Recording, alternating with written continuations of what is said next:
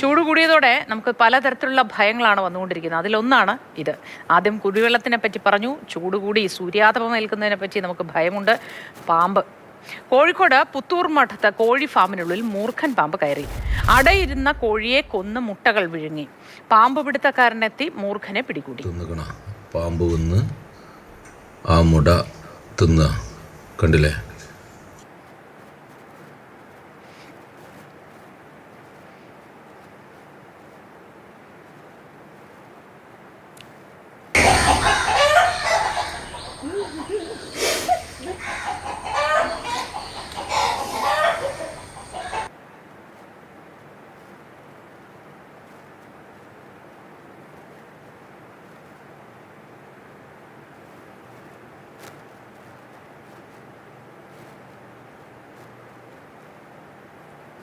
കോഴിക്കോട് നിന്ന് മറ്റൊരു വാർത്തയും കൂടിയുണ്ട്. കോഴിക്കോട് കുറ്റ്യാടിയിൽ വീട്ടിനുള്ളിൽ നിന്ന് 5 പാമ്പുകളെ പിടികൂടി.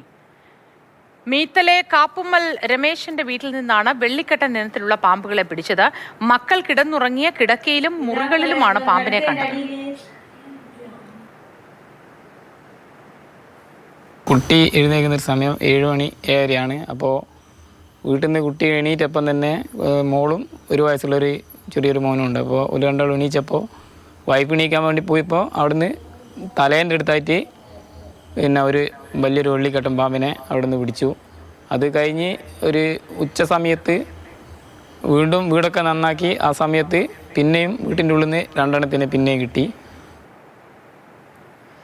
രാഹുൽ കെ വി വിശദ വിവരങ്ങളുമായി നമുക്കൊപ്പം ചേരുന്നുണ്ട്. രാഹുൽ, 2 സംഭവങ്ങളാണ് കോഴിക്കോട് ഉണ്ടായത്. ഒന്ന്, ഒരു കോഴി ഫാമിനുള്ളിൽ മൂർഖൻ കയറിയതും, മറ്റൊന്ന് വീട്ടിൽ കുഞ്ഞുങ്ങളടക്കം കിടന്നുറങ്ങിയിരുന്ന സ്ഥലത്ത് നിന്ന് ഇത്രയധികം പാമ്പുകളെ കണ്ടെത്തിയതുമാണ്.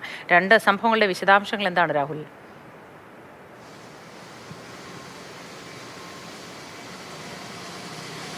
മോത്തി, പാമ്പാശങ്ക തുടരുക തന്നെയാണ്. കുറ്റ്യാടിയിൽ ആർക്കും തന്നെ കടിയേൽക്കുകയോ അവിധത്തിലൊന്നും തന്നെ ഉണ്ടായില്ല, അനിഷ്ട സംഭവങ്ങൾ ഉണ്ടായില്ല എന്നുള്ളതാണ് വളരെ ആശ്വാസകരമായ കാര്യം. കാരണം 2 ചെറിയ മക്കൾ കിടന്നുറങ്ങിയ കിടക്കയിൽ തലയിണയുടെ ഭാഗത്ത് നിന്നാണ് ആദ്യം പാമ്പിനെ കാണുന്നത്.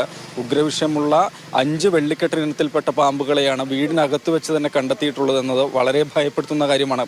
പ്രത്യേകിച്ച് തൃശ്ശൂരിൽ 8 വയസ്സുകാരൻ മരിച്ചത് ഈ വെള്ളിക്കെട്ടൻ ഇനത്തിൽപ്പെട്ട പാമ്പിൻ്റെ കടിയേറ്റാണ്. അപ്പോൾ ഇന്നലെ ഞായറാഴ്ചയാണ് സംഭവം ഉണ്ടാകുന്നത്. ആദ്യമേ രാവിലെ കുട്ടികൾ ഉണർന്ന് ആ സമയത്ത് കിടക്കയിൽ വെച്ച് പാമ്പിനെ കാണുന്നു. അതിനുശേഷം അടുത്തു തന്നെയുള്ള റൂമിൽ നിന്നാണ് 2ാമത്തെ പാമ്പിനെ കാണുന്നത്.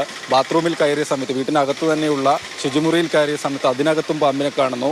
മറ്റൊരു മുറിയിൽ നിന്നാണ് പിന്നീട് വീണ്ടും പാമ്പിനെ കാണുന്നത്. അപ്പോൾ ഈ വീട്ടുകാർ അയൽവാസികളുടെ കൂടി സഹായം തേടി നടത്തിയ തിരച്ചിലാണ് 5 പാമ്പുകളെയും കണ്ടെത്തിയിട്ടുള്ളത്. ഈ വീട് വാർപ്പ് വീടാണ്. ഒപ്പം തന്നെ നിലം ടൈല് വിരിച്ചതാണ്, ചുമര് തേച്ചതാണ്. അപ്പോൾ ഏത് ഭാഗത്തു കൂടിയാണ് ഇത്രയും അധികം പാമ്പുകൾ അകത്തേക്ക് കയറിയതെന്നത് വീട്ടുകാർക്ക് കൂടി കണ്ടെത്താൻ കഴിഞ്ഞിട്ടില്ല എന്നതാണ്. ഏതായാലും വീടും പരിസരവും ഒക്കെ തിരഞ്ഞ് കാര്യം അത് തന്നെയാണ് രാഹുൽ. പൊട്ടിപ്പൊളിഞ്ഞ വീട്, തറയില്ലാത്തത്, ചുവര് തേക്കാത്തത് ഒക്കെ ആണെങ്കിൽ ഇത് കയറാനുള്ള സാധ്യതയുണ്ടെന്ന് നമുക്ക് പറയാം. പക്ഷേ ഇത്തരത്തിൽ ടൈല് വിരിച്ച വീടൊക്കെ ആകുമ്പോൾ അതെങ്ങനെയാണ് ഇതിനുള്ളിലേക്ക് കടക്കുക, മെത്തയിലും മറ്റും എങ്ങനെ ഇത് കയറി പറ്റുന്നു എന്നതാണ് നമ്മൾക്ക് ആശങ്കപ്പെടുത്തുന്ന ഒരു കാര്യം. മറ്റൊരു വിവരം കൂടി പേരാമ്പ്രയിൽ നിന്നും വരുന്നുണ്ട്. ഒരു യുവതിക്ക് പാമ്പ് കടിയേറ്റു. ചിത്രാഞ്ജലിയിൽ ശിവദാസന്റെ മകൾ അഞ്ജലി 36 വയസ്സുകാരിക്കാണ് പാമ്പ് കടിയേറ്റത്. അതിന്റെ വിശദാംശങ്ങൾ കൂടി പങ്കുവയ്ക്കൂ രാഹുൽ.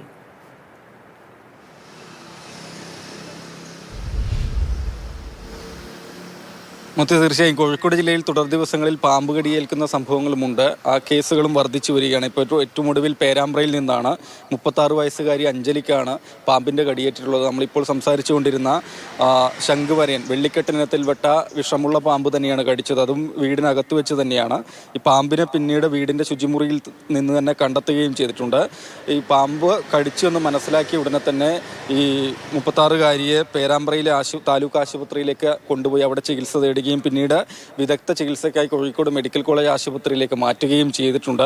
ആരോഗ്യനില, മറ്റു പ്രശ്നങ്ങളിൽ അപകടനില തരണം ചെയ്തു എന്നാണ് മനസ്സിലാക്കുന്നത്. ഏതായാലും കോഴിക്കോട് ജില്ലയിൽ ഈ പറഞ്ഞതുപോലെ തുടർ ദിവസങ്ങളിൽ പാമ്പ് കടിയേറ്റ സംഭവങ്ങളാണ്.